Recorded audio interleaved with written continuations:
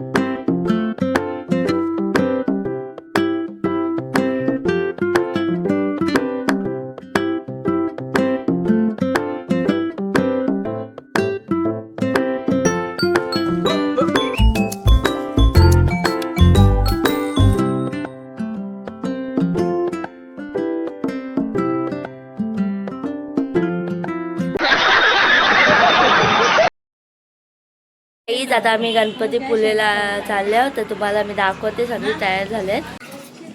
आई बघा, यांचा photo shooting चालले. बघा आमची बाय, बघा मम्मी.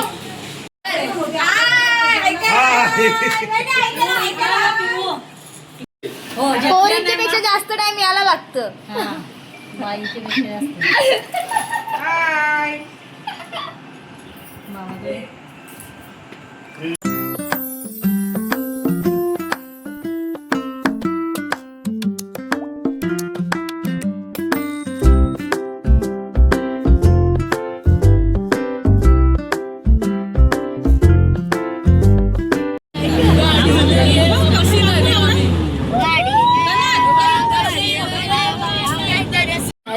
आता आम्ही पोहोचलेलो आहे गणपती पुलेला, तर दर्शन घ्यायला चाललेलं आहे. तर तुम्हाला दाखवते. सगळी तयारी चाललेली आहेत. म्हणजे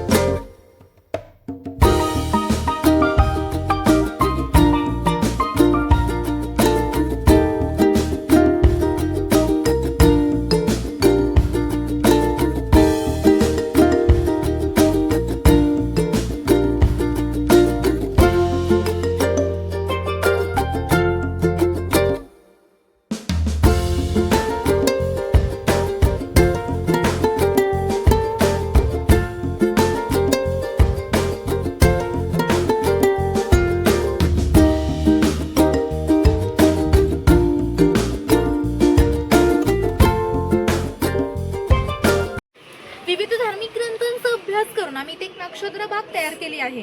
प्रत्येकाच्या जन्म नक्षत्रानुसार एक वृक्ष आराध्य वृक्ष म्हणून मानला जातो. त्याची पूजा अर्चा केल्यास ते व्यक्तीला धनसौख्य आरोग्य प्राप्त होते. बाहेर आम्ही एक बोर्ड लावलाय. प्रत्येकाच्या जन्म नक्षत्रानुसार एक्झिट करताना बोर्ड तुम्ही बघू शकता.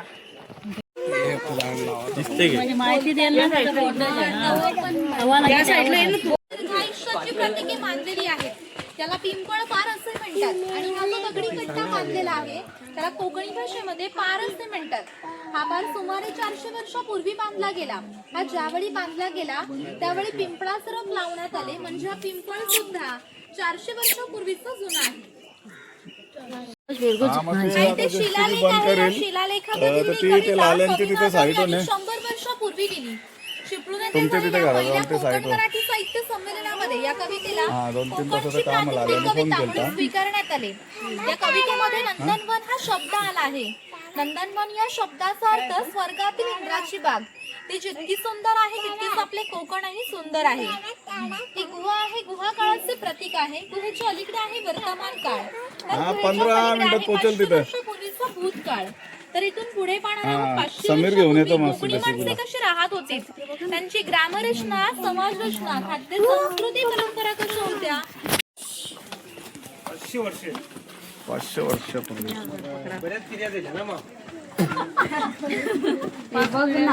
हो 100ची 500 नाही.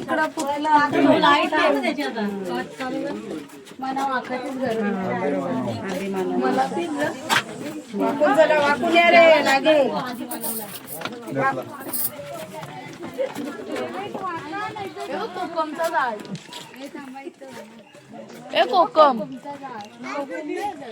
कोकम नाही आलो.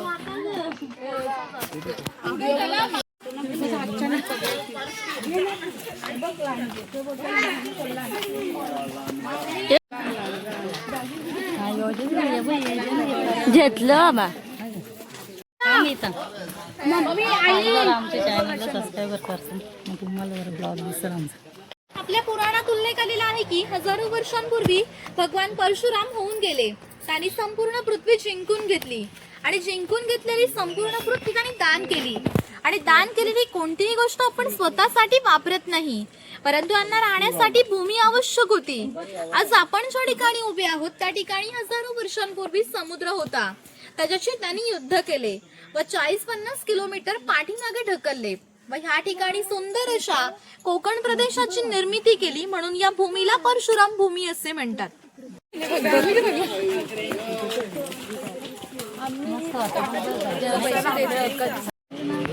इथं पानाची भारी जागा गावसा लागते कंच्या साराचा. हो वा गेलं. या बाजूला गाव शिकार दाखवले. पूर्वीचे लोक गाव शिकार कसे करायचे तर या बाजूला दाखवले बघायचे.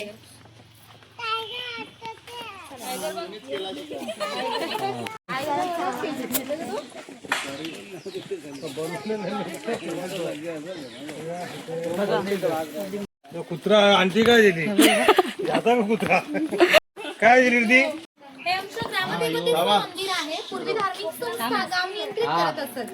गावातील सगळे लोक इथे एकत्र येत असत. जर गावातील दोन व्यक्तींची भांडणे झाली तर सगळा गाव एकत्र येऊन गावप्रमुख न्यायदान करीत असे. आणखीन एक महत्वाचं वैशिष्ट्य म्हणजे जगभर अशी प्रथा आहे की प्रत्येक जाती धर्माचे लोक आपापल्या देवाकडे जातात व देवाचं दर्शन घेतात. तसंच आपण कोकणी माणसं सुद्धा वर्षभर देवळात जाऊन देवाचं दर्शन घेतो. पण जेव्हा शिमग्याचा सण येतो तेव्हा हाच देव पालखीमध्ये बसवून प्रत्येकाच्या घरोघरी नेला जातो. म्हणजे कोकणी माणूस आणि देवयांचं नातं इतके जवळच आहे की आमचं त्याच्याकडे येणं जाणं असतं. आणि या देवीचं नाव आहे वाघजाई. हे नाव मी जाणीवपूर्वकच ठेवलंय. असं म्हणतात की ज्या निसर्गात वाघ आहे तो निसर्ग समृद्ध असतो. 500 वर्षापूर्वीचा निसर्ग सुद्धा असाच समृद्ध होता. त्याला आमच्या भावविश्वामध्ये देवत्वाचं स्थान आहे. आपण कोकणी माणसं वड पिंपळ साप नागेची पूजा करतो. म्हणजेच आपण निसर्ग पूजक माणसे आहोत. म्हणून या देवीचं नाव सुद्धा निसर्गाशी संबंधित असंच ठेवले वाघजाई. आणि आपण जेव्हा मंदिरामध्ये जातो तेव्हा देवाला नमस्कार करून त्यानंतर गाराणा घालतो. तसंच गाराणा देवाला घालणार आहोत. हात जोडून उभे राहा आणि त्यांच्या मागून होय महाराज म्हणा.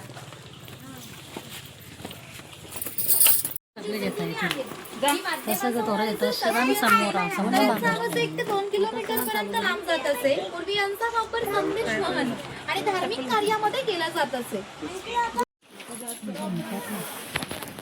सगळी सुख शांती लागून दे महाराजा. तर कोकणवासियांची अशी श्रद्धा आहे की हा देव त्यांच्यावर नियंत्रण ठेवतो. म्हणून याला शिमग्याच्या बळी गाराणे घातले जाते. तसेच पशुबळी दिले जातात. इथे वीरगळ आहे. सैन्यामध्ये शहीद झालेल्या लोकांचं प्रतीक चिन्ह. जय सद्गुरू.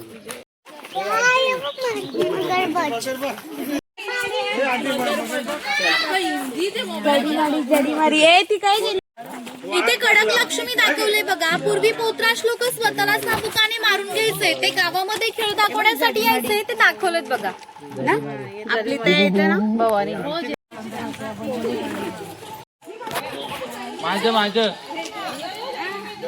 राहतात की समुद्राच्या भरतीचे पाणी त्यांच्या घराला लागून जाते.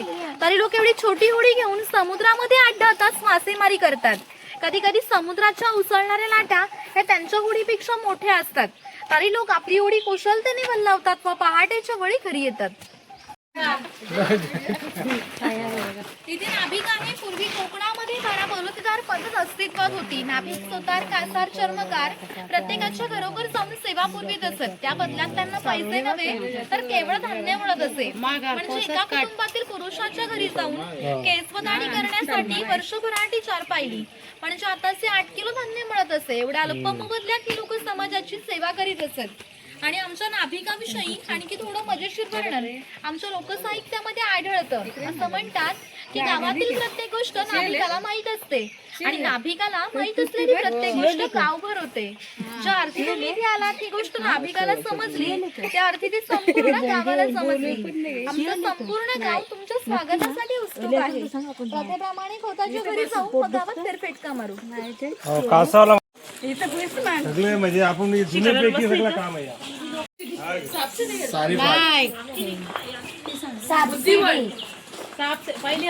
या बाबतीत पहिला मान खोताचा असे. खोत गावचा प्रमुख असे. गावात न्यायदान करणे, महसूल गोळा करणे, कायदा व सुव्यवस्था सांभाळणे ही कामे खोताची असत. ही खोताची बायको आहे. कोकणी स्त्रिया सुंदरही होत्या तसेच शूराही होत्या. परंतु त्यांना स्वातंत्र्य नव्हते. माझघराचा उंबरठा ही त्यांच्यासाठी मर्यादा होती. ही खोताची 2 मुले आहेत. ती आपला परंपरागत खेळ सोंगट्या खेळत आहेत. हाच खेळ महाभारतात धर्मराज व दुर्योधन यांच्यामध्ये युद्ध या नावाने खेळला गेला. त्या घराची रचना पहा. खुर्च्या उंचावट्यावर बसले त्याला ओटी असे म्हणतात. मान्यवरांनी ओटीवर बसायचे. ही समोर आहे ती पडदी सर्वसामान्यांनी पडवीला बसायचे. तर खोताच्या डाव्या बाजूला आहे स्वयंपाकघर. तर खोताच्या उजव्या बाजूला आहे देवघर आणि खोताच्या मागच्या बाजूला आहे माझघर म्हणजे याचे पूर्वीचे बेडरूम. घराचे छप्पर पहा, वरती छोटे छप्पर, मध्ये गॅप खाली मोठे छप्पर. कोकणातील घरांमध्ये उष्णता फार असते. ही उष्ण हवा गॅप मधून बाहेर जाते व बाहेरची थंड हवा तिची जागा घेते. त्यामुळे घरातील वातावरण थंड राहते. घरासमोर अंगण आहे, अंगणात तुळस आहे. अंगण हे कोकणी घराचं वैशिष्ट्य आहे. तुम्हाला कोकणातील एकही घरचं दिसणार नाही की ज्यापुढे अंगण नाही आणि तुळसही नाही. इथे अडकी फोटो काढू शकता आणि मग येऊ शकता. ते आतमध्ये यायची. काका कोणता सगळ्यांचा काका तुझ ना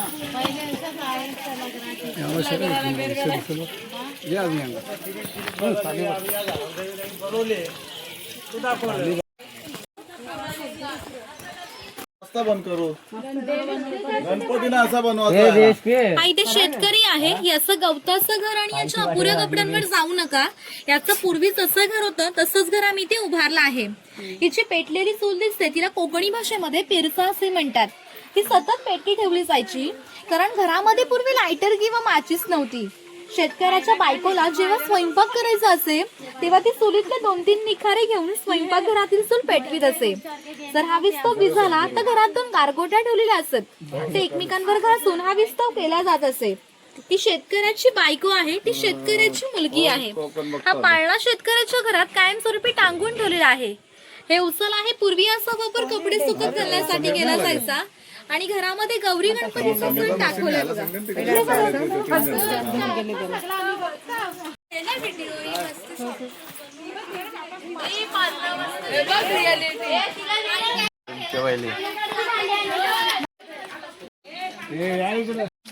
सफेद मातीचे मडके.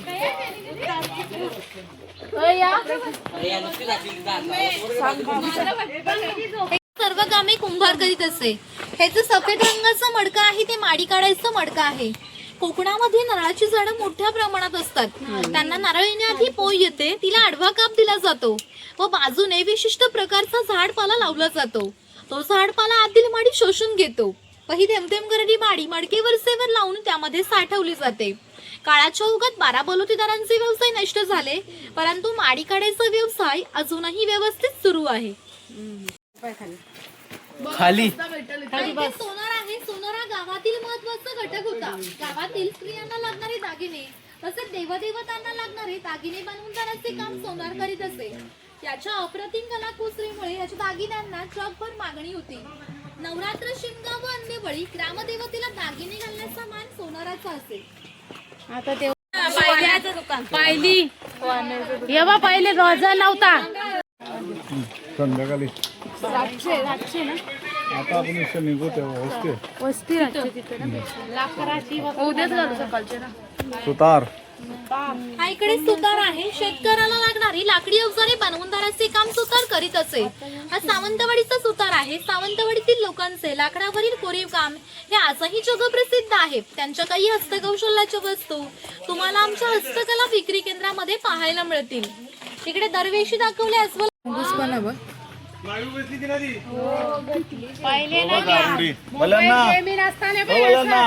गारोडी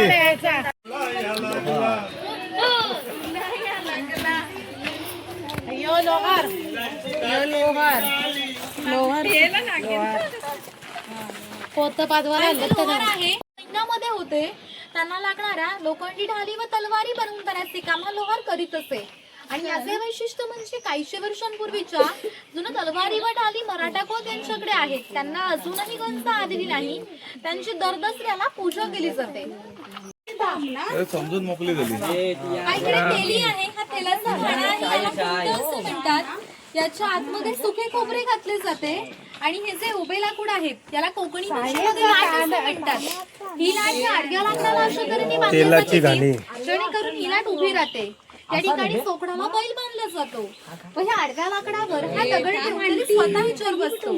हे सगळं वजन घेऊन हा बैल वर फिरवला जातो जेणेकरून आतील खोबरे रगडून तसं तेल निघतं. हे तर भरून काढायचं असेल तर चोकडाचे पण सोडायचे व ही 2 लाकडं बाजूला करून आतील तर भरून काढायचे. पुन्हा जर नवीन तेल पाडायचे असेल तर याची क्रमवार मांडणी करून हे तेल पाडले जात असे. म्हणजे पूर्वी 5 ते 1.5 तेल पाडण्यासाठी 1 ते 1.5 तास मेहनत घ्यावी लागत असे. यावरून तुमच्या लक्षात येईल की पूर्वीचे जीवन किती कष्टमय होते. या कोठ्या हे कंग तो झाप हा मुरुड समाज आहे. पूर्वी प्रत्येक व्यवसाय जातीय होता. व्यवसाय निवडण्यास स्वातंत्र्य नव्हते. प्रत्येकाला आपापल्या जातीचाच व्यवसाय करावा लागत असे. बांबूच्या वस्तू बनवणाऱ्याचे काम मुरुड करीत असे. हे सूप आहे, ती रोळी आहे, तिचा वापर धान्य धुण्यासाठी केला जातो. तसेच आजही धार्मिक कार्यामध्ये केला जातो.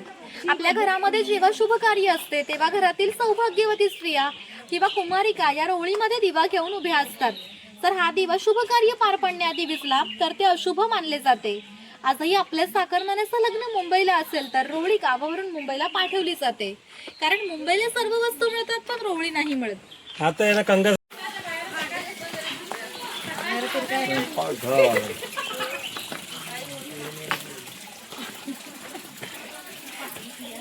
जय बोले बाबा. थांब ना. इथे स्वयंपाकघर आहे. पूर्वी घरामध्ये दगडमातीच्या वस्तू असत. ते जातणीसारखं दिसतंय त्याला गिरट असे म्हणतात. जातणीमध्ये धान्य दळून निघतं तर गिरटामध्ये भात घातला जातो व अख्खळ तांदूळ बाजूला होऊन कोंडा बाजूला होतो. हे मोदक पात्र आहे म्हणजे कोकणी कुकर.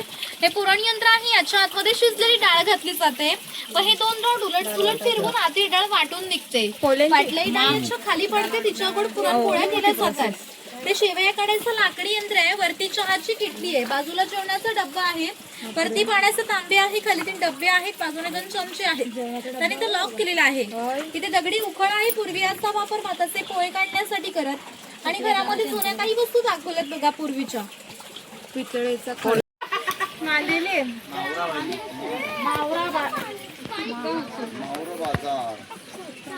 त्या बाजूला इथे मावरा बाजार दाखवलंय बघा. वाव. ते बी आहे का मला वाटलं वरती आहे डायरेक्ट.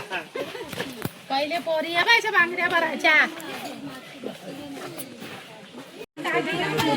चौपाटी करून जरा राईड बीट करून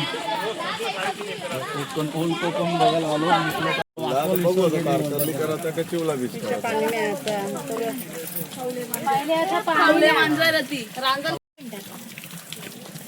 हा पाणवठा आहे. ग्रामदेवतेनंतर पाणवठा असं एकमेव ठिकाण आहे की ज्या ठिकाणी सगळा गाव इथे एकत्र येत होता. गावातील स्त्रिया पाणी भरण्यासाठीच होत्या. तसेच गुराख्यांसारखे व्यावसायिक गुरांना पाणी देण्यासाठीच होते. म्हणजे आमच्या ग्रामीण जीवनाचं मध्यवर्ती केंद्र पाणवठा होतं. आणि वरती खवले मंदिर दाखवलंय बघा. सगळ्या गावाच्या बाया पहिले इथं पाणी भरायच्या. बोला. इथे चर्मकार आहे. चामड्याच्या वस्तू बनवून काम चर्मकार करीत असे. आणि याच्या जोडीला आणखी एक प्रसंग सांगतो की जो 500 वर्षापूर्वी घडला. आणखीन एक महत्वाचं वैशिष्ट्य म्हणजे त्या गुहेमध्ये अजूनही जिवंत साप आहेत. पूर्वी मार्लेश्वर देव एका गावामध्ये राहत होते. त्या गावातील लोक वाईट मार्गाने वागू लागले. त्यामुळे शंकरांचे पावित्र्यही कमी होऊ लागले. हे शंकरांना मान्य होणे शक्य नव्हते. म्हणून त्यांनी गाव सोडून जाण्याचा निर्णय घेतला व मकर संक्रांतीच्या आदल्या रात्री शंकर गावाबाहेर पडले. गावाबाहेर या चर्मकाराचे घर होते. चर्मकार गरीब नेतीवान पण श्रद्धाळू होता. शंकरांनी कोणत्याही जातीपातीचा विचार न करता चर्मकाराला मशाल लावण्याची विनंती केली व चर्मकाराने सुद्धा अतिथी देवभव समजून मशाल लावण्यास सुरुवात केली. व आज ज्या ठिकाणी मार्लेश्वर हे देवस्थान आहे त्या ठिकाणी आल्यावर शंकरांनी आपले खरे रूप प्रकट केले व चर्मकारास दर्शन दिले व त्यास सांगितले यापुढे मी इथेच राहणार आहे. या गोष्टीला जवळजवळ 500 वर्ष होऊन गेली. परंतु आजही संक्रांतीला शंकरांची मूळ गावातून पालखी निघते. तिला मशाल दाखवण्याचे काम चर्मकाराचा आजचा वंशज करतो. म्हणजे मार्लेश्वर हे असं देवस्थान आहे की ज्या ठिकाणी कोणताही जातीभेद मानला जात नाही.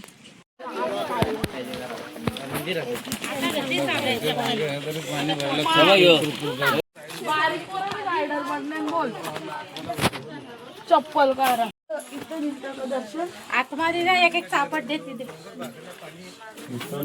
ओम नमो भगवते वासुदेवाय.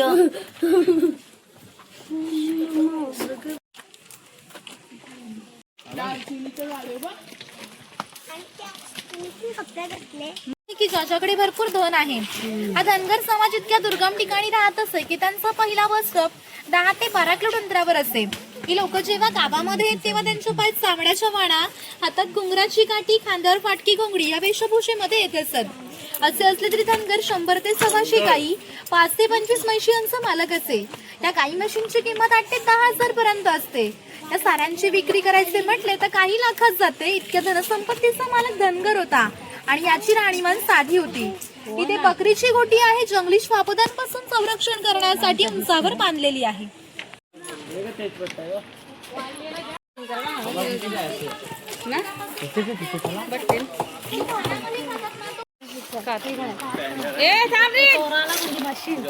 कातबट्टी आहे ते खैराचं झाड तोडून त्याच्या आतील खोडाचे बारीक बारीक तुकडे केले जातात. ते बारीक बारीक तुकडे पहिल्या 4 मडक्यांमध्ये पाण्यासोबत उकळवले जातात व त्याचा जो लाल रंगाचा पाक तयार होतो तो पाक 5व्या मडक्यामध्ये विशिष्ट तापाने उकळवला जातो व तो पाक सावलीमध्ये सुकवून त्याच्या वड्या पाडल्या जातात. त्यापासून कात तयार होतो.